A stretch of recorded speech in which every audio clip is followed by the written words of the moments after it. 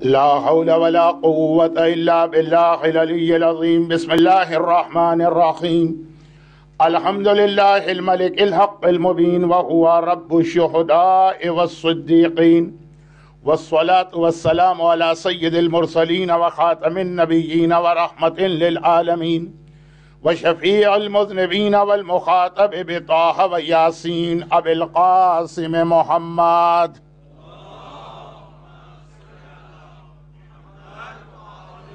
وآله الطيبين الطاهرين المعصومين المظلومين المنتجبين الميامين الذين أذهب الله عنهم الرجس وطهرهم تطهيرا.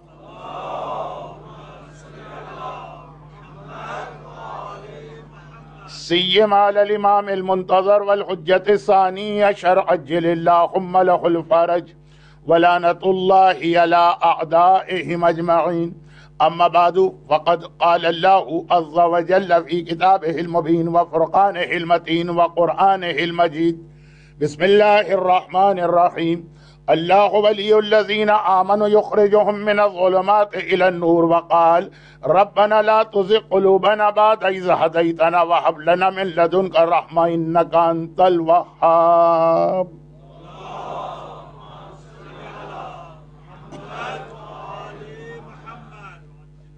مجالس کے حوالے سے علماء کرام کا طریقہ کار تو یہ ہے کہ پورے عشرے کے لیے ایک آیت کا سلیکشن ہوتا ہے اور روزانہ اسی آیت کی تلاوت کر کے بات کو آگے بڑھایا جاتا ہے. لیکن میرا طریقہ ذرا سا الگ ہے اور میں 30 سال سے آپ کے اس شہر میں آ رہا ہوں، تو آپ حضرات میرے طریقے سے ذرا فیملیئر بھی ہو گئے ہیں کہ تقریباً ہر مجلس میں پہلی آیت بھی مختلف تلاوت کی جاتی ہے. تو آج آیت الکرسی کے بعد والی آیت، اچھا اب یہ خود ایک فقہی مسئلہ اپنی جگہ پہ مراجع کے درمیان انڈر ڈسکشن ہے کہ آیت الکرسی ایک آیت کا نام ہے اور اس کے بعد کی 2 آیتیں اس کے ساتھ پڑھنا ضروری ہو جاتا ہے جہاں جہاں آیت الکرسی کا حکم آیا، یا یہ تینوں مل کر آیت الکرسی کہلائے گی. لیکن پھر عربی گرامر کے اعتبار سے اسے آیات الکرسی کہنا چاہیے. لیکن محرم کی ان مجالس میں اتنا وقت نہیں ہے کہ ان چیزوں پہ زیادہ ڈیٹیل میں بات کی جائے. اللہ ولی الذین، اللہ گارجین ہے، پروٹیکٹر ہے، آقا ہے، ماسٹر ہے. الذین آمنو، ان لوگوں کا جو ایمان لائے. اب اس کے بعد قرآن کی اس آیت میں ولی کی ڈیوٹیز اور رسپانسبلٹیز بتائی جا رہی کہ ولی کسے کہتے ہیں، ولی کی ڈیوٹی کیا ہے. اب ولی کا جو بھی ترجمہ کیا جائے، آپ حضرات ابھی ہارڈلی 10 دن پہلے یا 2 ویک پہلے غدیر خم کی اسپیچ میں ولی کے حوالے سے عربی گرامر اور ڈکشنری کے اس مسئلے کو سن رہے ہوں گے کہ ولی کے 70 میننگز ہیں یا ولی کے 200 میننگز ہیں، جو بھی ہو. بہرحال ڈیوٹی یہ بتائی جا رہی ہے کہ اللہ ولی ہے، مگر کیا مطلب ولی کا؟ اللہ کی ذمہ داری کیا ہے؟ اللہ نے کیوں اپنے آپ کو ولی بنایا؟ خالی لوگوں سے رسپیکٹ لینے یا سجدہ کروانے کے لیے؟ یا نہیں، خود اللہ بھی اپنی کوئی ڈیوٹی ٹوارڈز اپنے بندے بیان کر رہا ہے. تو یہ بتایا جا رہا ہے کہ اللہ ولی ہے. کیوں؟ کام کیا ہے اللہ کا؟ ولی کی ذمہ داری کیا ہے؟ ولی کی ڈیوٹی کیا ہے؟ ولی کی رسپانسبلٹی کیا ہے؟ یخرجہم من الظلمات الی النور. وہ جب ولی ہے تو یہ اس کا کام ہے کہ اپنے ان بندوں کو جنہوں نے اسے ولی مانا ہے، ظلمات سے نور کی جانب، ڈارکنیس سے لائٹ کی جانب، اندھیرے سے روشنی کی جانب لے کے آئے. کل جو ہماری مجلس جہاں تک پہنچی تھی، اس آیت سے بات کو آگے بڑھانا ہے. اور اس کے بعد تو سورہ آل عمران کی مشہور آیت ہے کہ جہاں مومن کو یہ دعا سکھائی گئی ہے کہ دن اور رات یہ دعا کرتے رہنا کہ آئے خدا ہدایت ملنے کے بعد پھر ہم دوبارہ گمراہ نہ ہونے پائیں. ربنا لا تزغ قلوبنا. میں نے کل بھی یہ جملہ آپ کے سامنے پیش کیا تھا، آج بھی ریپیٹ کر رہا ہوں عمل کی بات نہیں ہے، ایکشن کی بات نہیں ہے، فروع دین کی بات نہیں ہے، نماز اور روزے کی بات نہیں ہے، قلوبنا، قلوب کا تعلق ہمیشہ عقیدے سے ہوتا کہ اے خدا صحیح عقیدے کے بعد دوبارہ ہمارے دل ٹیڑھے نہ ہونے پائے، وَهَبْ لَنَا مِن لَدُنْكَ الرَّحْمَةَ، اور اس کے لیے ہمیں تیری رحمت چاہیے، اِنَّكَ أَنْتَ الْوَهَّابُ۔ تو ربنا لا تزغ قلوبنا کی دعا مومن کے ایک بہت بڑے پرابلم کو واضح کر رہی ہے، جو کل بات ہو گئی کہ ڈیلی بھی اور ویکلی بھی اور ایئرلی بھی مسلسل اپنے آپ کو چیک کرتے رہنا۔ جو لوگ گمراہی میں پیدا ہوئے اور گمراہی میں مر گئے، انہیں پھر بھی اللہ کے یہاں گریس ملے گا، گریس مارکس ملیں گے، رعایت ملے گی۔ ایسا نہیں ہے کہ ہر نان مسلم یا نان بلیور کو اسٹریٹ اوے جہنم میں ڈالا جائے گا، لیکن جو ہدایت میں پیدا ہوئے، وہ ہدایت ان کے والدین، ان کے بزرگوں، ان کے فور فادرز کی برکت، وہ اگر ہدایت سے گمراہی کی جانب جائیں، اور جیسا کہ میں نے کل ایک اس کے لیے چھوٹی سی اگزامپل دی تھی، اس کو میں شاید آگے کسی مجلس میں اور ایکسپلین کروں، لیکن ایک چھوٹی سی بات کہ انڈیا اور پاکستان میں due to certain valid reason تقلید اتنی فیمس نہیں تھی، یا تقلید ان پریکٹس نہیں تھی، بلکہ ان پریکٹس چھوڑیں، ہمارے بزرگوں نے تقلید کا نام بھی نہیں سنا تھا۔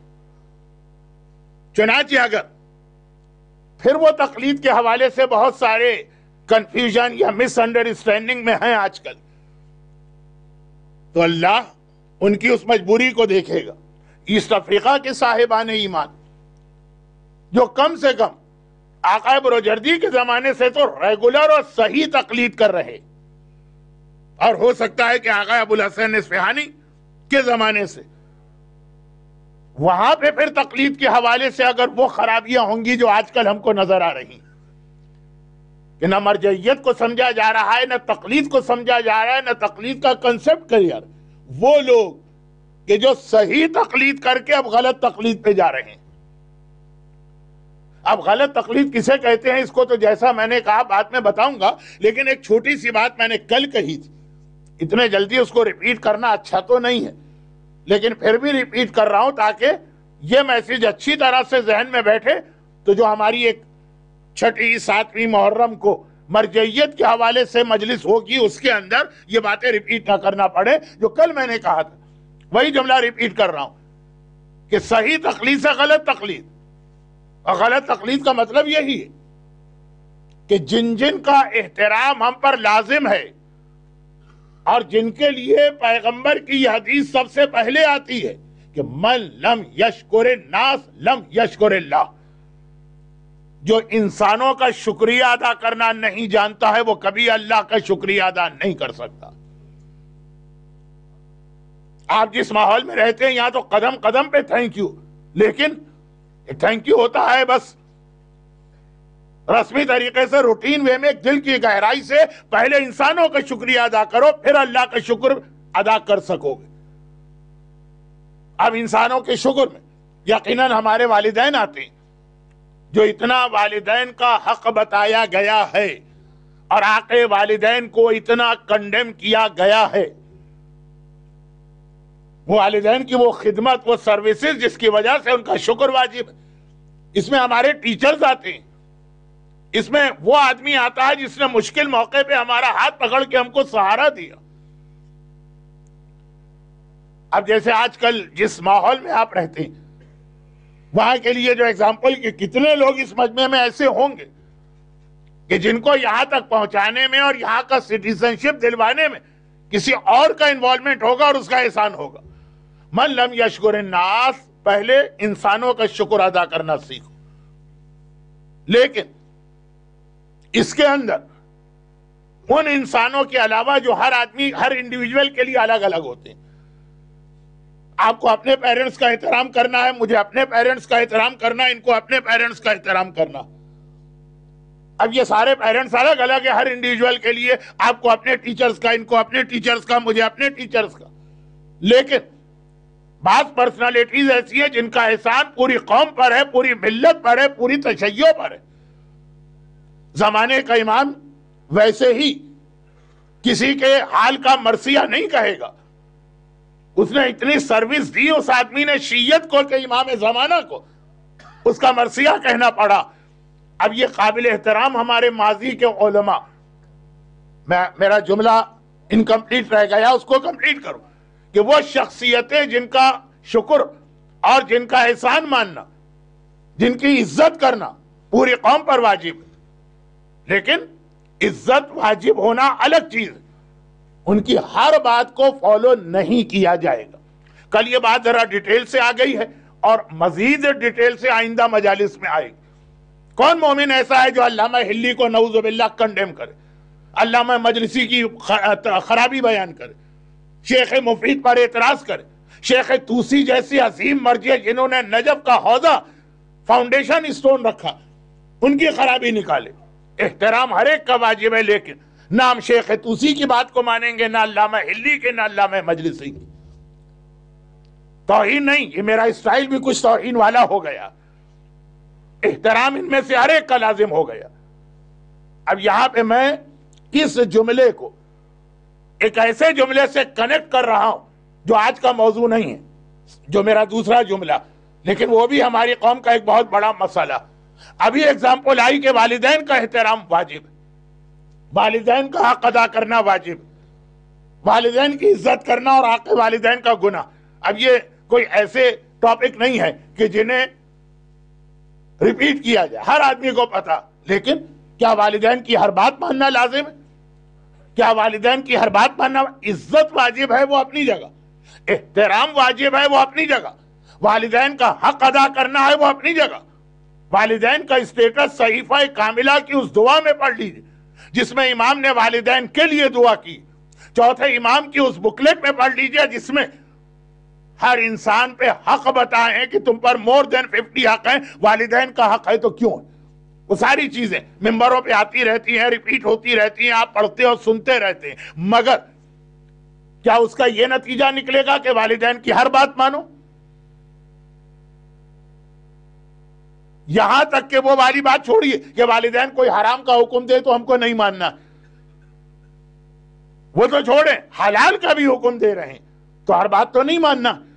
یہ ڈیفرنشیٹ کرنا ہے کون سی بات ماننا ہے کون سی نہیں ماننا.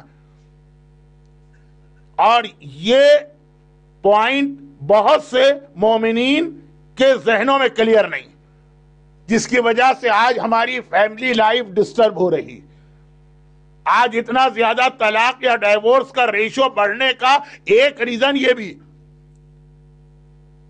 کہ واقعاً ایک ینگ یوتھ ہمارا وہ ڈیسائیڈ نہیں کر پاتا ہے کہ اس وقت میں کیسے بیلنس قائم کروں اپنے پیرنٹس میں اور اپنی بیوی میں.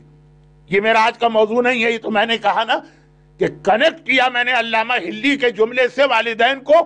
اصل موضوع علامہ حلی ہے، والدین نہیں، لیکن بات ایک ہی ہے دونوں جگہ کہ جن کی عزت واجب ہے، جن کا احترام واجب ہے، جن کا شکریہ ادا کرنا واجب ہے، جن کی سروسز اور خدمات کو ریپیٹ کرنا واجب ہے، ان کی بھی ہر بات ماننا واجب نہیں. اب ہمارے اور آپ کے گھر میں وہ جو پرابلمز ہیں وہ ایک الگ موضوع ہے، لیکن بات ایک ہی. تو اس میں مرجع بھی آتے ہیں، اس میں علماء بھی آتے ہیں، اس میں ہمارے تاریخ کے وہ اسکالرز بھی آتے ہیں جنہوں نے اپنا خون بہا کر شیعت کو ہم تک پہنچایا. ایک شہید اول، ایک شہید ثانی، ایک شہید ثالث بہت مشہور ہے، لیکن شہداء کی ایک بہت لمبی لائن ہمارے سامنے. تو بہرحال بات یہ تھی کہ یہ ہے غلط تقلید، یہ غلط تقلید ہے. یہ تقلید کرتے کرتے مثلاً آپ نے کہا فلاں عالم نے یہ بات کہی، ان کی ایڈوائس ایک بزرگ کی ایڈوائس ہے اور ایک عالم بزرگ کی، تو اس کا احترام بھی کریں گے، اور اگر مرجع کے فتوے سے اگینسٹ نہیں جا رہی ہے تو اس پہ عمل بھی کر لیں گے. لیکن اصل کرائیٹیریا ہمارا ہوگا کہ مرجع اس بارے میں کیا کہتے ہیں. کل میں نے ایک جملہ کہا، کسی نے کہا کہ مولانا ذرا سا اس کو واضح کر دیں، اور وہ یہ کہ ہمارے یہاں اعمال کی راتوں میں بہت سارے ایسے غسل کتابوں میں لکھیں جسے مثلاً آیت اللہ سیستانی اور اس سے پہلے مرحوم آیت اللہ خوئی تو نہیں مانتے. غدیر کا غسل ثابت نہیں, 17 ربیع الاول کا غسل ثابت نہیں, 27 رجب کا غسل ثابت نہیں, نوروز کا غسل, نوروز پر دوسرے ڈسکشن اپنی جگہ, لیکن نوروز کی کچھ عبادتیں تو آئی ہیں نا روایتوں میں, لیکن غسل ثابت نہیں. حتیٰ آغا خوئی مرحوم کہتے تھے کہ امام حسین کے روضے کی زیارت کے لیے غسل کر سکتے, مستحب, باقی معصومین کے لیے ثابت نہیں. آیت اللہ سیستانی انکلوڈنگ امام حسین کہتے ہیں کہ آپ قربت کی نیت سے غسل نہیں کر سکتے, رضا کی نیت سے. خیر, تو اب ماضی کے تمام علماء کا احترام, تمام مراجع کرام کے فتوے کو ویلڈ فتویٰ سمجھنا, لیکن پریکٹیکل نہیں اپنے لیے. اب یہ بات ہو رہی تھی کہ صحیح تقلید سے آپ غلط تقلید پہ آ رہے ہیں. آپ سے مطلب یہ مجمع نہیں, لیکن ایسٹ افریقہ کے بہت سارے مومنین, اور یہ پھر بات آگے ہسٹری اور وغیرہ میں آئے گی, کیونکہ یہ ایشوز تو ابھی تو آج 1 محرم ختم ہوئی ہے. جو ہمارے واٹس ایپ اور فیس بک اور ٹویٹر والے مجاہد ہیں, ان کا جہاد تو ابھی تھوڑی دیر کے بعد, 1-2 دن کے بعد شروع ہوگا. تو اس سے پہلے میں نے کہا کہ آپ کو بتا دوں کہ کیا ہونے والا. اس سے یہ نتیجہ نہیں نکالا جائے کہ چونکہ شیخ مفید کی کتاب کے بارے میں یہ کہا گیا, دیٹ مینس شیخ مفید از نتھنگ. یہ بس میں واضح کرنے جا رہا تھا, کیونکہ آگے کئی مجالس میں پرانے علماء کے اس انداز کے ریفرنسز آئیں گے, مگر بات گھوم کے آئے گی کہ تقلید کسے کہتے ہیں. تقلید کا مقصد یہ ہوتا ہے کہ جو اس وقت کا آپ کا کرنٹ مرجع ہے اس کی بات پہ عمل کرنا, پاس کے تمام مراجع کا احترام کرنا. ان کے فتوے پر ہمیں اعتراض کا حق نہیں, وہ مرجع کو ہے, لیکن عمل نہیں. تو خیر, اب بات یہ ہو رہی ہے کہ گمراہی, ایمان کے بعد پھر گمراہ ہو جانا, چاہے وہ بہت چھوٹی مثال ہو. تقلید تو ایمان نہیں ہے نا, تقلید ہمارا عقیدہ نہیں. چنانچہ اگر کوئی دشمنی میں بھی مراجع کے خلاف کوئی بات کہتا ہے یا تقلید کا انکار کرتا ہے, تو وہ نہ کافر ہوتا ہے نہ شیعت سے باہر نکلتا. وہ ایک گناہگار شیعہ ہوتا ہے, جیسے حرام کھانے والا, غیبت کرنے والا, بے حجاب گھومنے والی, داڑھی شیو کرنے والے, نماز نہ پڑھنے والے. دین سے خارج نہیں ہوتے تقلید, مگر ایمان, معصومین, ان کے حوالے سے اگر کوئی پیدا بھی ہوا کفر میں, مر بھی گیا کفر میں, اسے اللہ کے یہاں رعایت ملے گی. لیکن پیدا ہوا ایمان میں اور پھر اس نے ایمان چھوڑ دیا, ربنا لا تزغ قلوبنا, یہ وہ چیز ہے جسے بار بار قرآن بتا رہا. یہاں پہ ایک بات اور واضح کر دوں, جس کے لیے آیت الکرسی کی ایک آیت کی تلاوت کی. آج موضوع ذرا آگے بڑھنا. اللہ عادل ہے, یہ ہمارے عقیدے کا ایک حصہ, اور سارے مسلمانوں میں اونلی ہمارا فرقہ جو اللہ کو عادل اصول دین میں مانتا. یہ کوئی نہیں کہے گا کہ اللہ ظالم ہے, لیکن اللہ کا عادل ہونا یہ اصول دین میں کسی کے یہاں نہیں ہے سوائے ہمارے. اللہ عادل ہے. اور ایک بات اور ایسی میں کہہ رہا ہوں, جو آج کی مجلس کے آخری حصے میں جو واقعہ میں پڑھنے والا ہوں اس سے ریلیٹڈ ہے, لیکن وہاں پہ اس کو مزید ایکسپلین کرنے کے بجائے ابھی جب بات نکلی ہے تو بتا دوں. اللہ عادل, عدل. لیکن قرآن کریم ایک بہت اہم اصول یہاں پہ بتا رہا. یہ ان لوگوں کے لیے خاص طور پر ہے جب ان کے سامنے کوئی بات کہی جائے تو وہ کہتے ہیں کہ کیا یہ واجب ہے اسلام میں؟ کہا بھائی فلاں کام نہ کرو. پہلا سوال ہے کیا یہ حرام ہے؟ حرام تو نہیں, تو ہم کریں گے. بھائی فلاں چیز, مثلا ابھی میں نے کہا والدین کی ہر بات کا ماننا واجب نہیں, تو اب اس کا مطلب یہ ہے کہ ان کی وہ باتیں نہیں مانو؟ نہیں. یہ جو لوگ کہہ دیتے ہیں نا کہ واجب نہیں ہے تو پھر کوئی باندھا نہیں, یا حرام نہیں ہے تو کوئی باندھا نہیں. سورہ نحل, قرآن کا ہر سورہ بہت اہم ہے, لیکن ہمارے کرنٹ ایشوز کے اعتبار سے سورہ نحل بہت اہم ہے.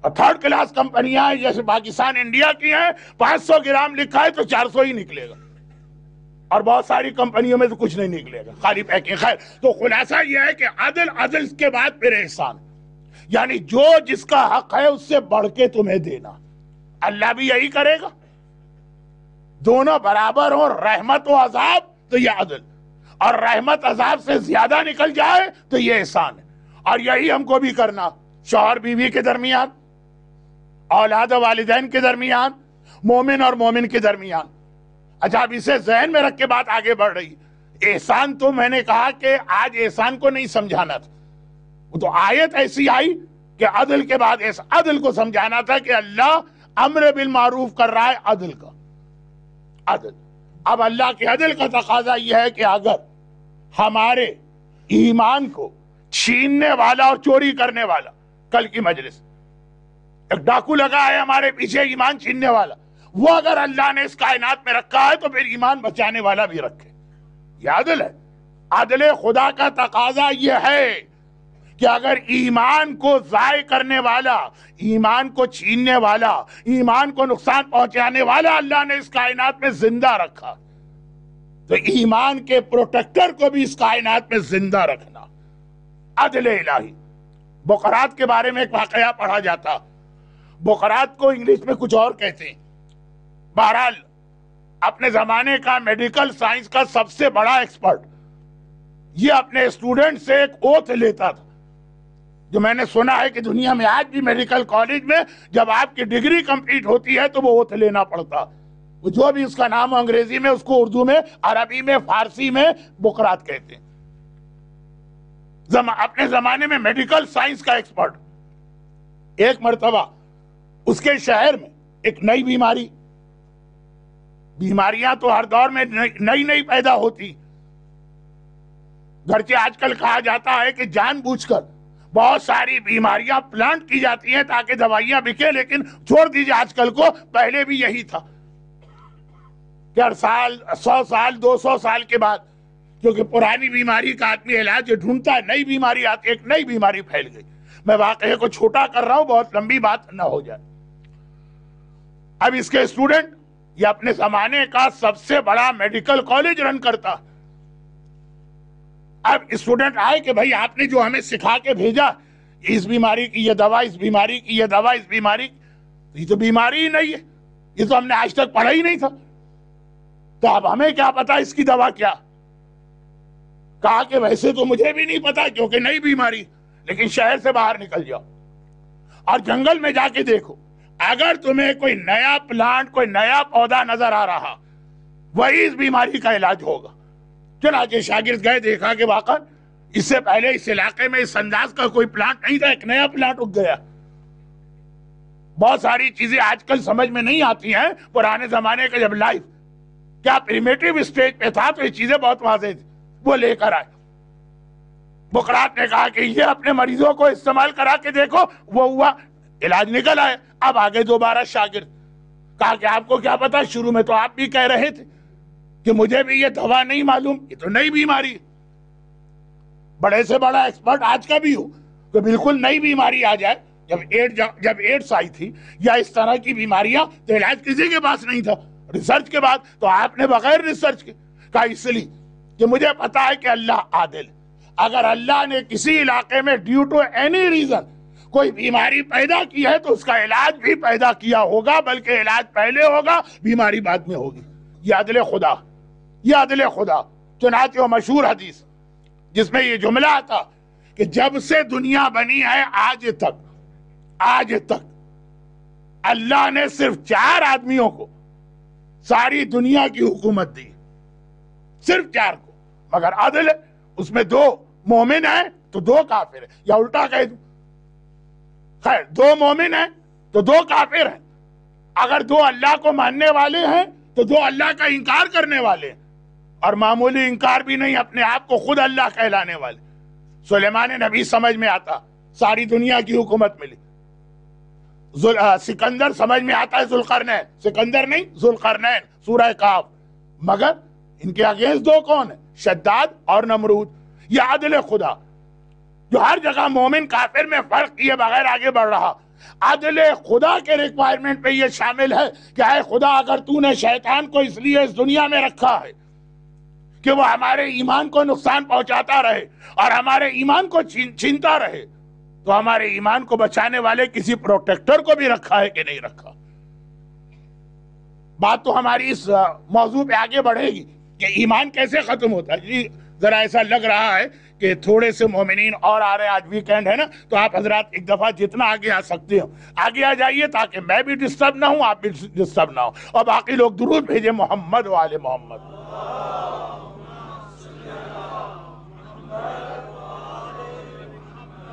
اب ایمان کو بچانے والا بھی کوئی ہونا چاہیے، عدل خدا برابر، بلکہ احسان کا مطلب تو یہ ہے کہ ایمان بچانے والا شیطان سے بھی زیادہ اسٹرانگ ہو جو ہے بھی۔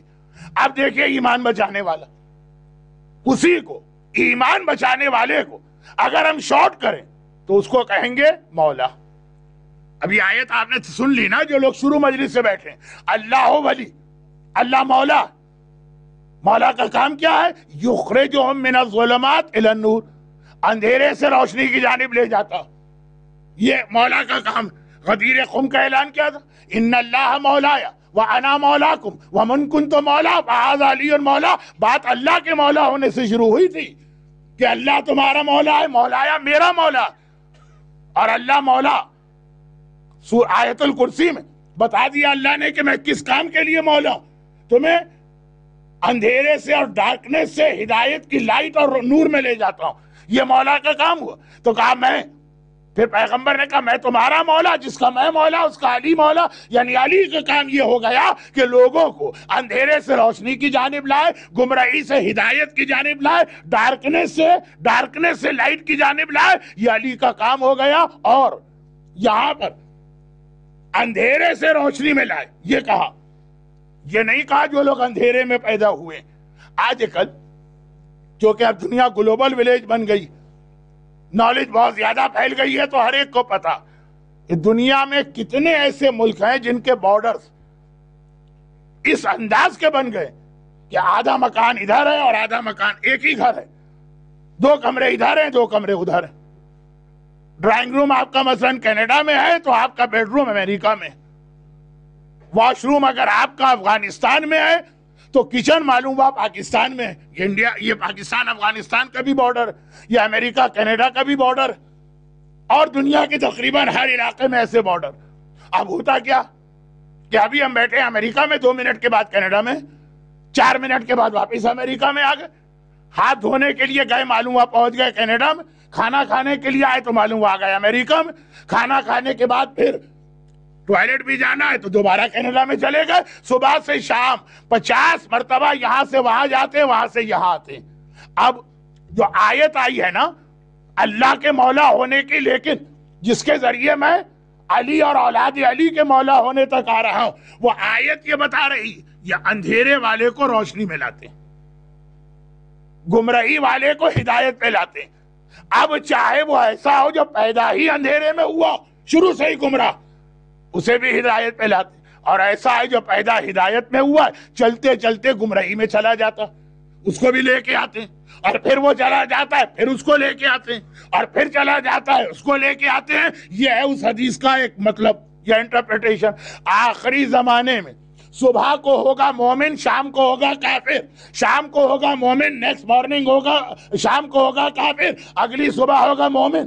روایت میں یہ ہے نا کہ آخری زمانے میں ایمان بچانا بہت مشکل کام، مگر وہ حدیث کا آخری جملہ یہ ہے کہ ایک دن میں پتہ نہیں کتنی بار مومن کفر کی جانب جائے گا پھر ایمان میں آ جائے گا، کفر کی جانب جائے گا پھر ایمان میں آ جائے گا۔ قرآن نے کیا کہا؟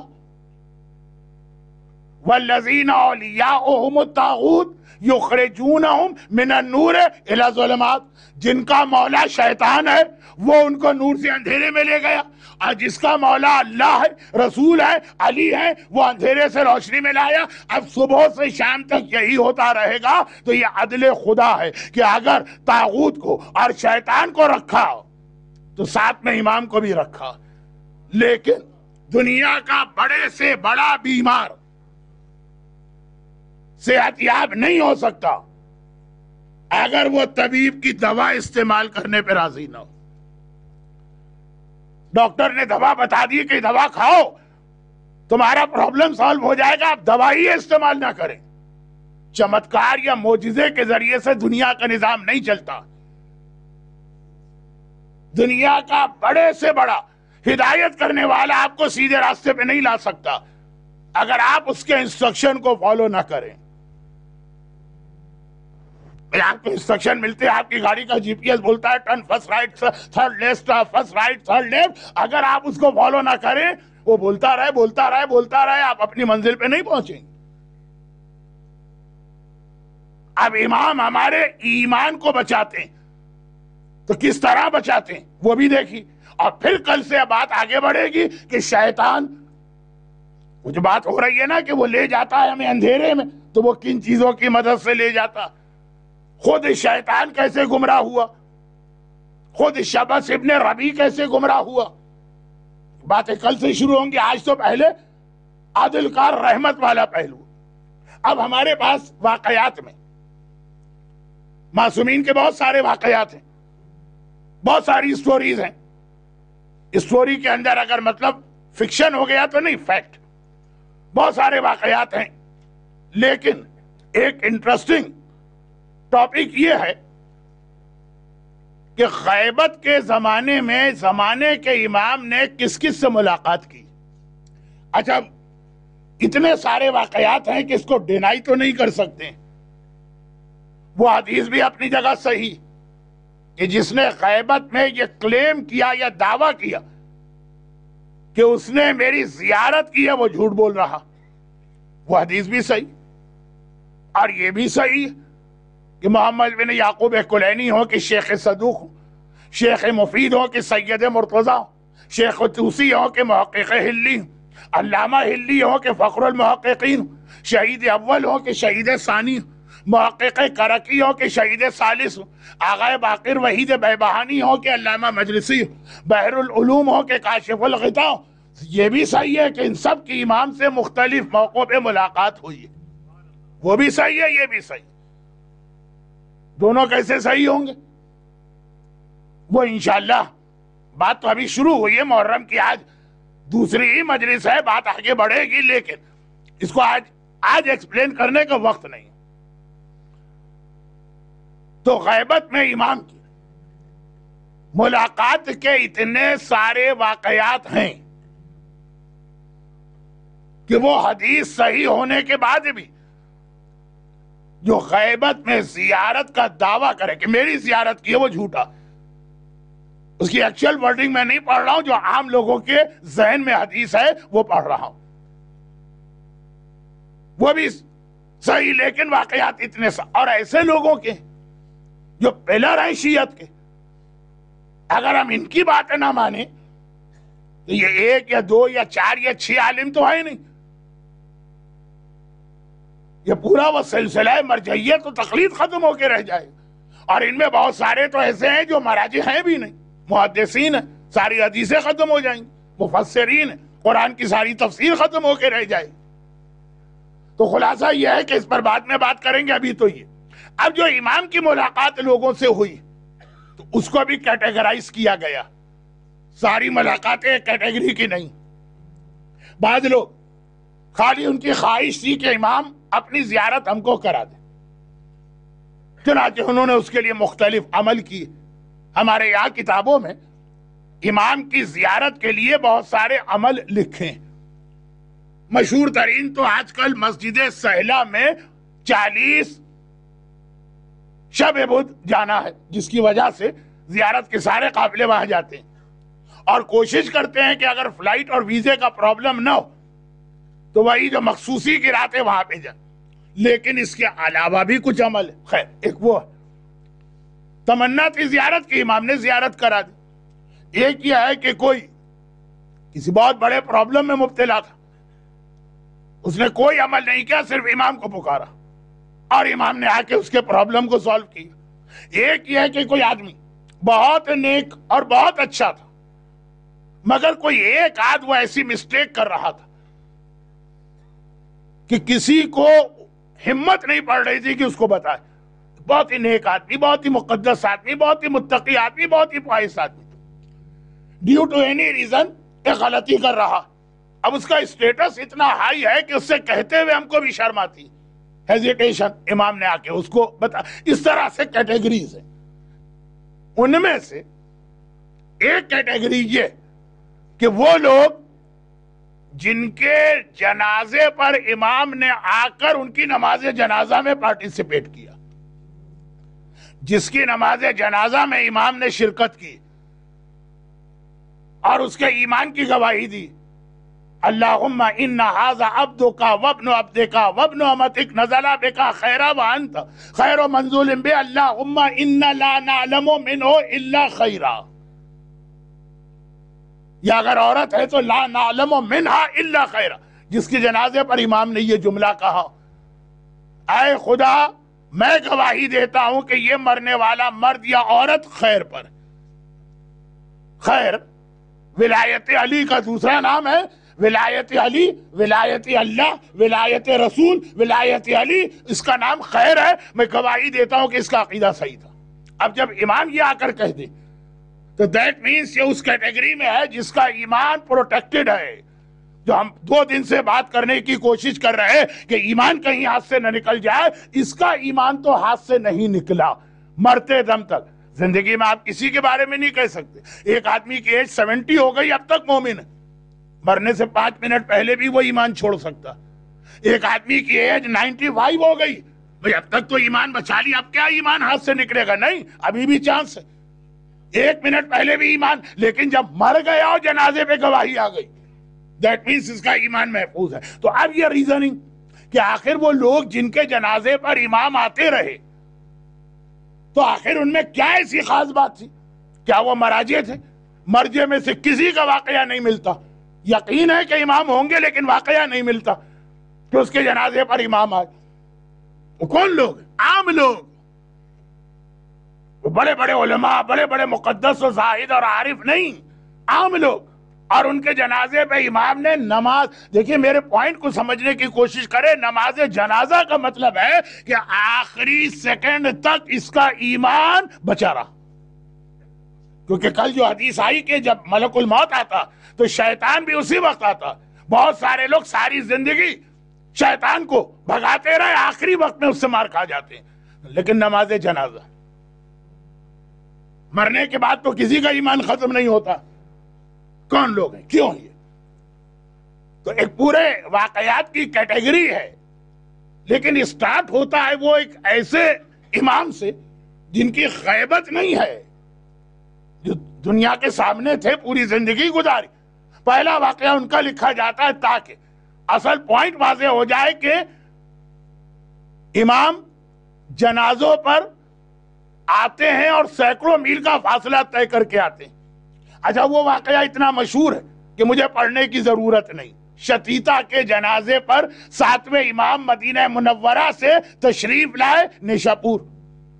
بھئی آج ہم شہر نیشاپور جا کر 8ویں امام کے قدموں کی زیارت کرنے کے بعد تھوڑا فردر اور آگے جا کے شتیتا کے روضے کی زیارت کیوں کرتے ہیں؟ اسی واقعے کی وجہ سے. اس کے علاوہ شتیتا کا کوئی رول، کوئی کنٹریبیوشن تاریخ شیعت، تاریخ اسلام میں نہیں. کہ امام آئے، 7ویں امام آئے، 7ویں امام تو غائب نہیں ہے نا. تو بات وہاں سے شروع کی جاتی ہے کہ یہ چیز اسلام میں پروف ہے. گرمی تو بہت ہو رہی ہے، تو جب آپ کی یہ حالت ہے تو میری کیا حالت ہوگی؟ یہ پنکھے پتہ نہیں شاید خراب ہو چکے. تو خیر میں بات کو آگے بڑھاتا ہوں.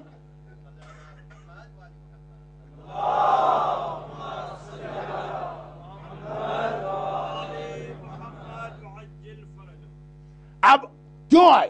واقعہ اتنا مشہور ہے، ورنہ تو میں پہلے اپنی جوانی کے زمانے میں واقعہ پڑھا کرتا تھا، مزہ بھی آتا تھا، لیکن اتنا آپ نے سن لیا علماء سے. اب مجھ جیسے طالب علم کی بات تو کیا فائدہ ہے؟ ایک ہی جملہ کہا امام نے، ہم تو اس کے جنازے پہ اس لیے آئے ہیں کہ یہ اپنا خمس ریگولر نکال کے ہم تک پہنچاتی تھی. خمس دینا اور صحیح جگہ پہ اس کو پہنچانا، یہ 2 ذمہ داریاں ہیں. آج بھی آپ جائیے انٹرنیٹ پر، آپ کو آیت اللہ سیستانی کا جو نارتھ امریکن آفس ہے وہاں پہ پورا آرٹیکل ملے گا کہ وائی پے خمس ٹوائس، اور پھر اس کے اندر ڈیٹیل ہے. خود آغا سیستانی کی ورڈنگ، ان کی اپنی تحریر، اس پہ ان پہ سائن اور اس پہ مہر کہ کتنے مومنین ایسے ہیں جنہیں خمس دوبارہ دینا، ٹوائس، کیونکہ خمس نکالنا کافی نہیں ہے، جس کا حق ہے اس تک پہنچا کہ نہیں پہنچا وہ ڈیٹیل ہے وہاں پہ. مجھ سے زیادہ آپ حضرات انٹرنیٹ کے اور کمپیوٹر کے ایکسپرٹ ہیں تو دیکھ لیجئے گا کہ کتنے لوگ ایسے ہیں جو بلنڈر کر رہے ہیں. پھر وہاں پہ وہی بات جہاں سے مجلس شروع ہوئی تھی، بھول گئے ہوں گے آپ حضرات مجلس کہاں سے شروع ہوئی تھی. ایک آدمی باطل پہ پیدا ہوا اور باطل پہ مر گیا، کچھ اس کو گریس دینے کو دل چاہتا. ایک آدمی بغیر تقلید کے ماحول میں پیدا ہوا، بغیر تقلید کے مر گیا، کچھ رعایت دینے کو دل چاہتا. رونا تو ان پر آتا ہے جو حق پر پیدا ہو کے کفر پہ مرے، صحیح طریقے پہ عمل کرتے کرتے غلط ہو گئے. یہ بات شروع میں آ گئی. جو خمس دیتے ہی نہیں ہیں اور وہ پکڑے گئے قیامت میں تو سمجھ میں آ جاتا ہے کہ خمس دیا نہیں. لیکن ٹریجڈی تو یہ ہے، آنسو تو ان پہ ہم بہاتے ہیں جو بیچارے بہت ہی آرگنائز طریقے سے اپنے اکاؤنٹ مینٹین کر کے خمس دیتے بھی ہیں اور غلط جگہ پہ دے کے دوبارہ خمس دینا پڑے گا، ورنہ وہ مجرم مانے جائیں گے کہ خمس پہ نہیں کیا. خیر، اب یہ بہت لمبی بات ہو رہی ہے، مسائل فقہ بیان کرنے کا موقع نہیں ہے ان مجالس میں. تو چھوٹی سی بات، 7ویں امام نے فرمایا خمس دیتی بھی تھی، اور خالی یہ نہیں ہے کہ خمس دے رہی ہے، صحیح جگہ پہنچا بھی رہی تھی. اب یہاں سے اسٹارٹ ہوتا ہے کہ کس کے جنازے پر امام نماز میں شریک ہو کر نماز جنازہ پڑھتے ہیں. خمس صحیح طریقے سے دینے والا. اب اس میں اور بہت ساری باتیں بعد میں، اس کے بعد جب بات آگے بڑھتی تو وہ مشہور واقعہ آتا ہے. آیت اللہ ہے ابو الحسن اصفہانی نے اپنے دادا یا پردادا کا ایک واقعہ کوٹ کیا. آیت اللہ ابو الحسن اصفہانی تاریخ مرجعیت کی بہت پرانی شخصیت نہیں. سمجھیے کہ اگر فیملی ٹری میں دیکھیں مرجعیت کے تو آپ کے دادا بنیں گے یا پردادا. ہم آج آغا سیستانی کی تقلید میں، ان سے پہلے آغا خوئی تھے، ان سے پہلے آغا محسن حکیم تھے، ان سے پہلے آغا بروجردی اور پھر آغا اصفہانی، ابو الحسن اصفہانی. اور بہت اہم ان کا رول ہے. مرجعیت کی ہسٹری ہم کو نہیں پتا تو ہم کو معلوم ہی نہیں ہوتا کہ مراجع نے ہسٹری میں بھی کس طرح سے شیعت کو پروٹیکٹ کیا ہے، اور آج بھی جو مراجع ہیں وہ فیوچر کو دیکھ کر کیا ویژن رکھتے ہیں معلوم ہی نہیں، کیونکہ ہم نے کبھی ان کے حالات نہیں پڑھے. بلکہ میں مراجع کے حوالے سے کیوں بات کروں، معصومین کے حوالے سے بھی ہماری یہی ٹریجڈی ہے. پنجتن کے بعد اگر بہت ہوا تو کچھ چھٹے امام کے حالات پڑھ لیے، 7ویں امام کے مصائب پڑھ لیے، 8ویں امام کے کچھ حالات میں ختم. شیعت 8 امامت پر محدود نہیں ہے، اس کے بعد بھی سلسلہ. تو یہ باتیں بھی آئیں گی مجالس میں.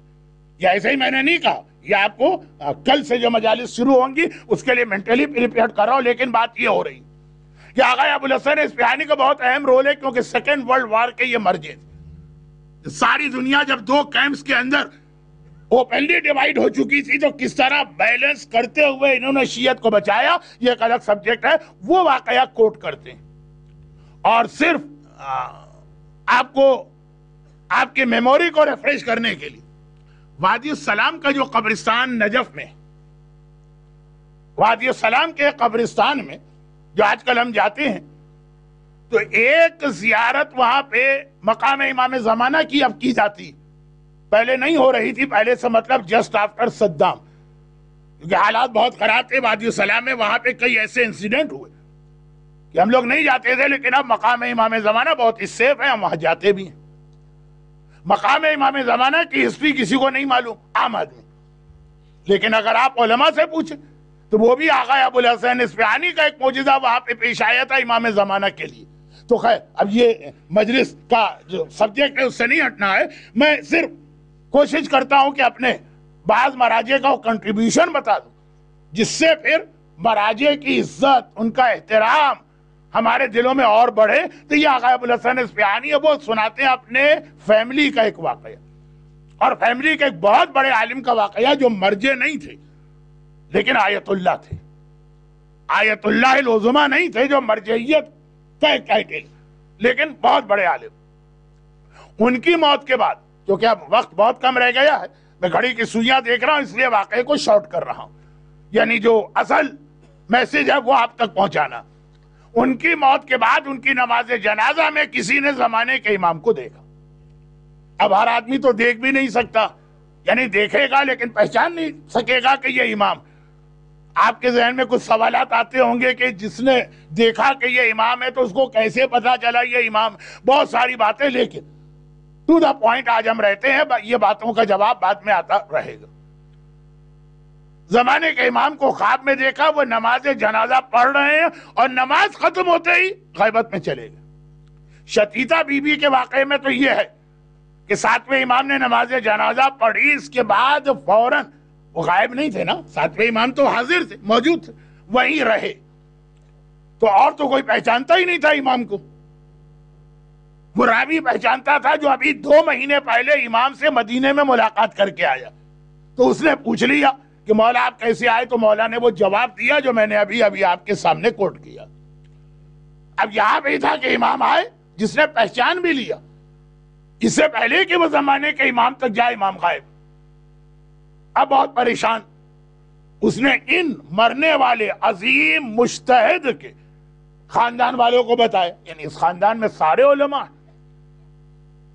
بعض مرجعیت کی جانب گئے، بعض آقا بہجت کی طرح عرفان کی جانب گئے، تو امام سے تو ملاقات نہیں ہوئی، وہ خود وہ عالم جو مر گئے ہیں خواب میں آئے، اور ایسے ہی عظیم عالم کے خواب میں آئے تو جس مقصد کے لیے ان عالم نے، جو خواب دیکھ رہے ہیں، جو زندہ عمل کر کے ان کو بلایا تھا، پوچھا کہ تمہارے جنازے پہ زمانے کے امام آئے، تمہیں ریزن پتا چلا؟ کہا کہ ہاں 2 ریزن مجھے پتا چلے۔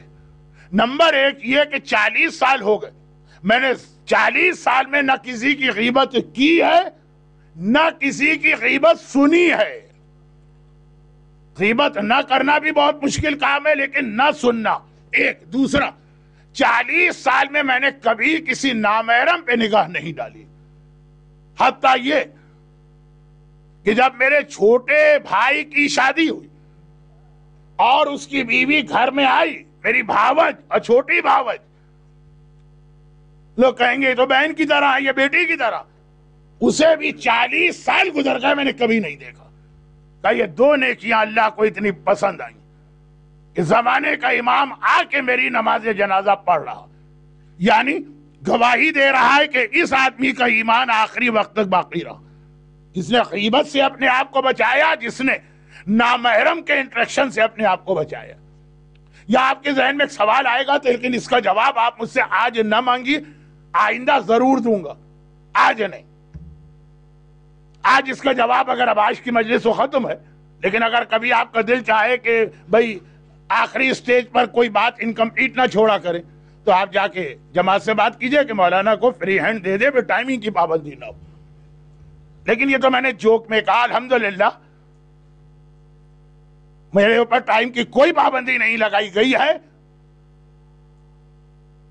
اور مجھے فری ہینڈ ہی دیا گیا ہے، لیکن میرے اپنے اس سال کچھ پرابلم ہے جس کی وجہ سے میں ٹائم پہ رہوں گا۔ تو آپ کے ذہن میں ایک سوال آئے گا کہ مولانا پہلی بات تو سمجھ میں آ رہی کہ غیبت حرام ہے، کرنا بھی حرام ہے، غیبت سننا بھی۔ اب یہ نامحرم اگر پورے حجاب شرعی کے ساتھ ہو تو اس کو دیکھنے میں تو کوئی گناہ نہیں، اور اگر کھلم کھلا بے حجاب ہو اس کو بھی دیکھنے میں کوئی گناہ نہیں۔ 2 نامحرم عورتیں ایسی ہیں جسے آپ دیکھ سکتے ہیں، ایک جو کمپلیٹ حجاب میں، تو آپ جو اس کا چہرہ یا ہاتھ کھلے ہوئے ہیں اس کو آپ دیکھ سکتے ہیں، ایک جو حجاب کو مانتی ہی نہیں یا زبان سے مخالفت نہیں کرتی، حجاب کرنے کو تیار نہیں، وہ بھی ہمارے مراجع کا فتویٰ ہے کہ ان کو بھی آپ دیکھ سکتے ہیں وداؤٹ اینی لسٹ۔ تو یہ جو عالم نے نہیں دیکھا تو پھر یہ کون سی نیکی ہو گئی؟ یہ بہت شارٹ میں جواب دوں، یہ عدل والی نیکی نہیں ہوئی، یہ احسان والی ہو۔ جتنا اللہ نے کہا ہے آپ نے کہا اس سے زیادہ میں کر کے دکھاؤں گا، جو مجلس میں جو وضاحت ہو۔ اور اصل اس کا، اور یہ بھی جواب صحیح، اور اس کے بعد ڈیٹیل جواب ہے وہ انشاءاللہ بعد میں آئے گا۔ لیکن پروٹیکشن ملتا ہے ایمان کا جب آدمی اتنی چھوٹی چھوٹی باتوں کا خیال کرے اور اس طرح سے امام کو فالو کرے جس طرح آپ وہ جو نیویگیشن سسٹم آپ کی گاڑی میں، آپ اس کو بلائنڈلی فالو کرتے ہیں، جس طرح سے آپ مرضی کو بھی فالو کرنے کو تیار نہیں ہے، امام کو بھی فالو کرنے کو تیار نہیں، اس طرح سے فالو کریں۔ لیکن اب سوال یہ پیدا ہوتا کہ بھئی اس دنیا میں ہم رہتے ہیں، بہت ویک ہیں ہم، ویک، چاروں طرف سے ہمارے کیریکٹر کو اسپوائل کرنے والے ایلیمنٹس اور فیکٹرز ہم کو گمراہ کرتے ہیں، کیسے ریزسٹ کریں؟ تو اس کا ایک بہت ہی شارٹ اور سمپل جواب آج سنیے، ڈیٹیل آتی رہے گی۔ تو دیکھیں 3 باتیں میں نے اپنی مجالس میں شروع کر دی۔ نمبر 1، امام کس کس کے ایمان کو کس طرح سے آ کے پروٹیکٹ کرتے ہیں۔ نمبر 2، شیطان کس طرح سے ایمان کو ضائع کرتا ہے۔ یہ ابھی بات شروع نہیں ہوئی ہے، لیکن اس کا بیک گراؤنڈ آگے آئے، اس کی اب ڈیٹیل آئے گی، شیطان کس طرح سے اٹیک کرتا۔ اور تیسری بات کہ اس ویک دنیا میں، ویک نہیں، ہمارے ویک اسپریچول پاور کے ساتھ ہم کیسے شیطان کا مقابلہ کریں۔ 3 باتیں۔ تو یہ جو تیسری بات ہے، اس میں کئی باتیں اس میں بھی ہوں گی، 4-5 چیزیں ہیں، لیکن سب سے امپورٹنٹ اور ٹاپ آف دا لسٹ بات جو آج کل الحمدللہ مومنین کرام کے طریقے میں آ گئی، وہ ہے کربلا کی زیارت۔ یاد رکھیے کہ زیارت، ابھی ماشاءاللہ بچہ کتنی اچھی اسپیچ کر کے گیا۔ سفینۃ النجات ہے حسین، مصباح الہدایہ ہے امام حسین۔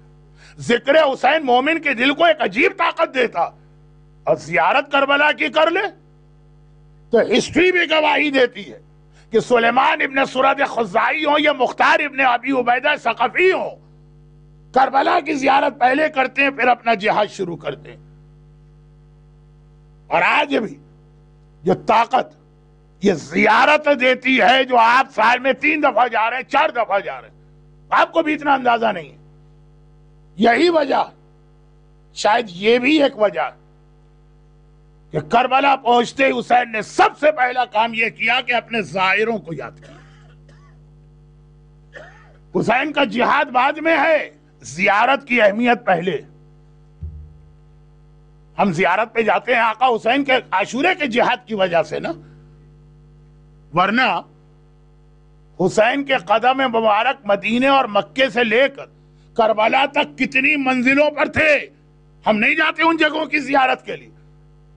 کربلا اس لیے کہ اس دن حسین نے اپنے اور اپنی اولاد کا خون دیا، عاشورے کا جہاد، مگر عاشورے کا جہاد بعد میں ہوا، 10 محرم کو ہوا ہے نا۔ اور زائرین کو کب یاد کیا؟ 2 محرم کو، یہ آج کی رات۔ آج حسین نے اپنے زیارت کرنے والوں کو یاد کیا۔ روایت اتنی مشہور ہے کہ مجھے پڑھنے کی ضرورت نہیں، اشارہ کافی۔ آج جب حسین نے کربلا کی زمین خریدی، مگر کب خریدی؟ کل میں نے پڑھا کہ 28 رجب کو حسین کا قافلہ مدینے سے چلا، اور چل رہا ہے، مکے پہنچا۔ مکے میں وہ وقت آ گیا کہ حسین نے حج بھی مکمل نہیں کیا، حج کو عمرے سے بدلا، اور پھر اب حسین کوفے کی جانب چل رہے ہیں۔ اور ابھی کوفہ پہنچے بھی نہیں تھے کہ ہر کی فوج بیچ میں رکاوٹ بن گئی، اور حسین کے قافلے کا رخ پھیرا گیا۔ اب یہ قافلہ کسی ان نون ڈیسٹینیشن کی جانب جا رہا، نہ ہر کی سمجھ میں آ رہا ہے کہ ان کو کہاں لے جاؤں، نہ حسین کے ساتھیوں کو معلوم ہے کہ ہم کہاں جا رہے ہیں۔ بس چلتے چلتے بس ایک بار آپ کی آسانی کے لیے ایک جملہ کہہ دوں، کربلا معلیٰ میں آج جہاں مقام امام زمانہ ہے، یہ وہ جگہ تھے جس کے مصائب میں پڑھ رہا ہوں۔ چھٹے امام کا باغ، پھر آپ کربلا کی جانب آتے ہیں تو فرات کی نہر کا ایک چھوٹا سا حصہ اسے کراس کرتے ہیں، اور پھر آپ کے سامنے مقام امام زمانہ آتا ہے۔ یہ وہاں کے مصائب، جب وہاں تک حسین کی سواری کا جانور پہنچا، خالی حسین نہیں، حسین کا پورا قافلہ، تو ایک بار حسین کے ذوالجناح نے ٹھوکر کھائی اور رک گیا۔ اب حسین بار بار ذوالجناح کو اشارہ کر رہے، ایڑ لگا رہے، حکم دے رہے، اور ذوالجناح اپنی جگہ سے آگے نہیں بڑھ رہا۔ جتنا حسین کے اصحاب حسین کے وفادار ہیں نا، اتنا ہی حسین کی سواری کا ذوالجناح بھی حسین کا وفادار۔ البتہ حسین کے ہر حکم کو ماننے والا. یہ ذوالجناح صرف 2 ایسے منزلیں آئیں جہاں پہ ایسا لگا جیسے حسین کا حکم نہ مان رہا ہو. ایسا نہیں تھا لیکن ایسا لگا. 1-2 محرم کو آج جیسے ہی زمین کربلا میں داخل ہوا رک گیا. حسین اشارہ کر رہے ہیں آگے نہیں بڑھتا. دوسرا یاد کیجئے 10 محرم کو جب آخری رخصت کے بعد حسین چلے اور سکینہ آ کے ذوالجناح کی پچھلی ٹانگوں سے لپٹ گئی. لیکن ذوالجناح آج کربلا کا آغاز ہے آج رک گیا. یہاں تک کہ حسین نے کہا بس سواری کا جانور بدلو شاید یہ بہت تھک گیا. سواری کا دوسرا جانور لایا گیا وہ بھی آگے نہ بڑھا. 7 گھوڑے امام نے مقام امام زمانہ پہ بدلے ہیں اور آج کوئی گھوڑا آگے نہیں بڑھتا. اب یہ منظر دیکھ کر اتنی دیر میں اطراف کے گاؤں والے قریے والے آ کے جمع ہو گئے. یہ حبیب ابن مظاہر کا قبیلہ بنی اسد یہاں رہتا. ایک مجمع ہو گیا. حسین نے ایک مرتبہ کہا کہ بھئی یہ کون سی جگہ جہاں پہ میری سواری کا جانور رک گیا. حسین تو جانتے ہیں اصحاب حسین کو بتانا. ایک مرتبہ کسی نے کہا فرزند رسول اس جگہ کا نام نینوا. حسین نے کہا کوئی اور نام بھی ہے. کسی نے کہا مولا اس کا نام غازریہ. حسین نے کہا کہ اس جگہ کا کوئی اور نام بھی ہے. کسی نے کہا کہ اس جگہ کا نام شط الفرات ہے. امام نے کہا اس جگہ کا کوئی اور نام بھی ہے. سارے نام بتا دیے نام ختم ہو گئے. کہا مولا اور تو کوئی نام نہیں ہے. کہا کہ نہیں اس جگہ کا کوئی اور نام ہوگا. کیا تمہارے قبیلے میں کوئی بہت ہی بوڑھا آدمی ہے جو پرانی چیزیں جانتا ہو؟ کہا مولا ایک ہے تو لیکن وہ آنے کے قابل نہیں ہے اٹھا کے لایا گیا. حسین نے کہا تو بہت بوڑھا ہے پرانے نام جانتا ہوگا اس جگہ کا کوئی اور نام بھی ہے. ایک مرتبہ اس نے کہا کہ مولا ہم نے اپنے بزرگوں سے سنا تھا اس جگہ کا ایک نام کرب و بلا بھی ہے.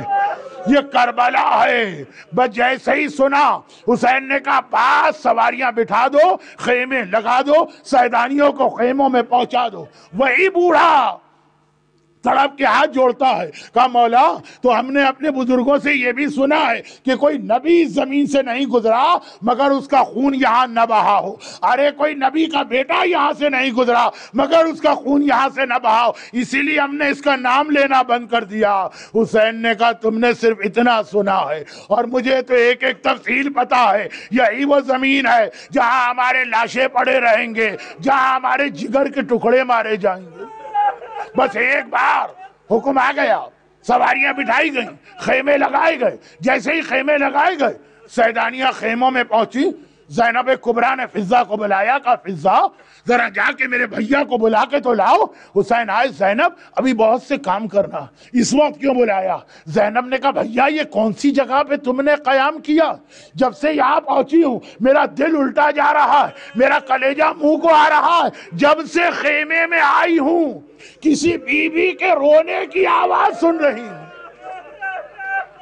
حسین فرماتے زینب تم نے بھی یہ آواز نہیں پہچانی؟ ارے یہ میری ماں فاطمہ زہرا ہے جو میرے ساتھ کربلا کی اس بن میں آ گئی. زینب نے کہا بھیا تو یہاں قیام نہ کرنا.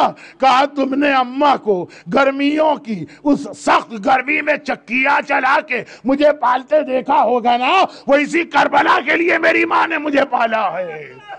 میں ماں سے کیا ہوا وعدہ پورا کرنے آیا ہوں. یہ کہہ کے باہر آئے قبیلہ بنی اسد سے کہا یہ تمہاری زمین ہے میں یہ زمین خریدنا چاہتا ہوں. جو مارکیٹ پرائس ہے وہ پوری قیمت میرا آقا دے رہا ہے. بنی اسد گھبرا گئے. مولا آپ ہمارے مہمان ہیں جتنے دن آپ کا دل چاہے رہیے. حسین نے کہا ہم چند دن رہنے نہیں آئے ہیں اب قیامت تک ہمیں یہیں پہ قیام کرنا. زمین خریدو تو جائے گی لیکن 2 شرطیں. پہلی شرط یہ ہے کہ جب بھی ہمارا کوئی زائر کوئی زوار ہماری قبر کی زیارت کے لیے آئے اسے 3 دن ہمارا مہمان بنا کے رکھنا. ابھی عاشورہ نہیں آئی ابھی تاسوعہ نہیں آئی ابھی جہاد کربلا نہیں ہوا ابھی اکبر کا لاشا نہیں اٹھا ابھی اصغر کا گلا نہیں چھنا. حسین نے آپ کو یاد کیا زیارت کو یاد کیا. بنی اسد کے قبیلے نے وعدہ کیا اور کہا دوسری بات یہ کہ جب لشکر یزید چلا جائے اور جلتی ریتی پہ ہمارے بے گور و کفن لاشیں پڑے ہوں تو وعدہ کرو کہ آؤ گی اور ہمارے لاشوں کو دفن کر جاؤ گی. سارے مردوں نے روتے ہوئے وعدہ کیا. حسین نے کہا مگر یہ وعدہ ایسا ہے کہ خالی تم سے نہیں ہوگا، جا کے اپنے قبیلے کی ساری عورتوں کو بھیجو۔ عورتوں کو پیغام ملا، ساری عورتیں عبا اور حجاب پہن کے آئیں، ہاتھ جوڑے، اے فرزند فاطمہ، اے ہماری شہزادی کے بیٹے، ہمیں کیوں بلایا ہے؟ کہا جب لشکر یزید چلا جائے تو ہو سکتا ہے فوج کے ڈر سے تمہارے مرد گھروں سے باہر نہ نکلے، مجھ سے وعدہ کرو جب پانی بھرنے فرات کے کنارے آؤ گی تو پانی بھرنے کے ساتھ ہمارے بے گور و کفن لاشوں کو بھی دفن کرتے جاؤ گی۔ ساری عورتیں زار و قطار رو رہی، ہر ایک کی آنکھوں میں آنسو ہے، ہاتھ جوڑ کے کہا مولا ہماری جانیں آپ پہ قربان، ہم یہ وعدہ پورا کریں گے۔ کہا کہ اس طرح نہیں، اب جا کے اپنے بچوں کو میرے پاس بھیج دینا۔ چھوٹے چھوٹے بچے، آن و محمد کے ہمسن بچے ایک بار گھبرائے آ گئے۔ اللہ، آج ہم بھی اس قابل ہو گئے، آقا اور مولا بلا رہے ہیں۔ آ کے ننھے ہاتھ جوڑے، مولا ہمیں کیوں بلایا؟ کہا جب لشکر یزید چلا جائے ہو سکتا ہے فوج کے ڈر سے نہ تمہارے باپ گھروں سے نکلے نہ تمہاری مائیں گھروں سے نکلے، مجھ سے وعدہ کرو جب کھیلتے کھیلتے فرات کے کنارے آؤ گے تو لاشیں تو دفن نہیں کر سکتے ہو، ننھی مٹھیوں میں مٹی لے کے ہمارے لاشوں پہ ڈال دینا۔ بچوں سے بھی وعدہ لیا، لیکن ہائے ذرا سوچئے، اب اگر یہاں پہ ایک سوال میں اپنے چوتھے امام سے کروں، مولا امام زین العابدین 11 محرم کی تاریخ ہے، آپ کربلا سے چل رہے، بابا کا بے گور و کفن لاشا آپ کے سامنے پڑا ہے، آپ کو پتا ہے آپ کے بابا نے بچوں سے وعدہ لیا تھا کہ اگر لاشیں نہ دفن کر سکو تو ایک مٹھی خاک ڈال دینا۔ مولا اگر لشکر یزید لاشیں دفن کرنے کی اجازت نہیں دیتا تو چلتے چلتے ایک مٹھی خاک اٹھا کر بابا کے لاشے پہ ڈال دے۔ کیا جواب دے گا چوتھا امام؟ ارے چوتھا امام اپنے دونوں ہاتھ آپ کو دکھائے گا، وہ بیٹا کیا کرے جس کے گلے میں توق ہے، پاؤں میں بیڑیاں ہیں، ہاتھوں میں ہتھکڑیاں ہیں، ایک مٹھی خاک بھی ڈالنا چاہے تو ممکن نہیں۔ الا ولعنت اللہ علی اعدائہم اجمعین۔ پروردگارا آج میرے مظلوم آقا کے کربلا پہنچنے کا واسطہ، وہ آقا جس نے کربلا کو قبولیت دعا کی اہم ترین جگہ بنا دیا، آج کی مجلس میں جو مومنین اور مومنات جو دعائیں اور حاجتیں اپنے دل میں لے کے بیٹھے ہیں، آمد کربلا کا واسطہ ان کی ساری دعائیں قبول فرما۔ خاص طور پر ایک مومن بہت چند پریشانیوں میں مبتلا ہے، خاص انہوں نے مجھ سے کہا پروردگارا ان کی تمام حاجتیں پوری فرما۔ خدا بندہ کربلا میں حسین کی لاشوں کے بے گور و کفن رہ جانے کا واسطہ ہمارے تمام مرحومین، خاص جن مرحومہ کا آج انتقال ہوا، اعلی علیین میں اہل بیت اطہار سے ملق فرما، بیماروں کو شفائے کاملہ عطا فرما، پریشان حال لوگوں کی پریشانیوں کو دور فرما۔ خدا بندہ جو والدین اپنی بچیوں کی شادی کے لیے پریشان ہیں ان کی اس پریشانی کو دور فرما۔ دنیا میں جہاں جہاں مظلوم شیعان حیدر کرار اور کلمہ گو مسلمان ظالموں کے ظلم کا نشانہ بن رہے، بحرین، یمن، سعودی عرب، Afghanistan, Syria, Iraq, Iran, Pakistan, Burma, Nigeria, جہاں جہاں ظلم ہو رہا، خدا بندہ ان سارے ظالموں کا خاتمہ فرما، مظلوموں کی مدد فرما، اور دنیا سے ہمیشہ ظلم کے خاتمے کے لیے آخری حجت وارث معصومین امام زمانہ کے ظہور میں تعجیل فرما۔